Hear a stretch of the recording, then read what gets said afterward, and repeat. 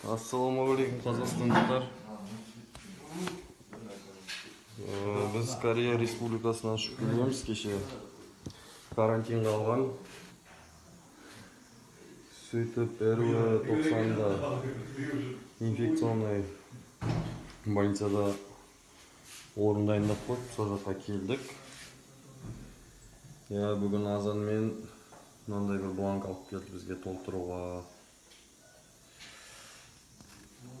Бұл жерде қазақшасы жазылмаған ешқандай.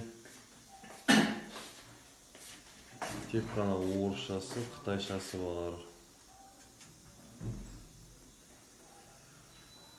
Бір Қазақстанға келгенде қазақ екенімізді сезінеміз бе деп едік. Әлі шетелде жүргенде сезініп тұр өзімізді. Қазір сұраймын мен қазақшасын. Қазақшасы қайда екен?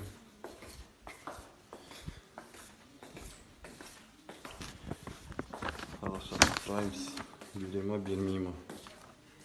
Не үшін қытайша себебін сұраймыз. Не үшін орысша жазып қойған?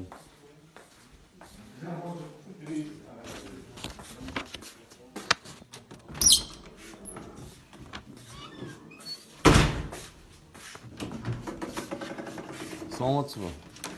Сұрауға боламыз? Мынаның қазақшасы бар ма? Кім? Қазақшасы жоқ. Қазақшасы жоқ, не үшін? Вот такой вот образец. Қасыңыздағы түсінетін адамдардан сұрап алыңызшы. Жоқ, сұрауға. 21-ші ғасыр ғой. 21-ші ғасырда Қазақстанда орысша, қытайша сөйлеу керек па не? Енді. А? Зайдите, пожалуйста, я вам объясню, идемте. Что вам там непонятно? Мен мынаны толтыра алмаймын. Вы писать не умеете, да? Жоқ, толтыра алмаймын, білмеймін ғой. Орысшасын да білмеймін, қытайшасын да білмеймін. Маған қазақшасын алып беріңіздер, қазақшасы жазайын. Солай бізде Қазақстанда бәрі орысша сөйлейді. Берген графалардың бәрі орыс тілінде және қытай тілінде.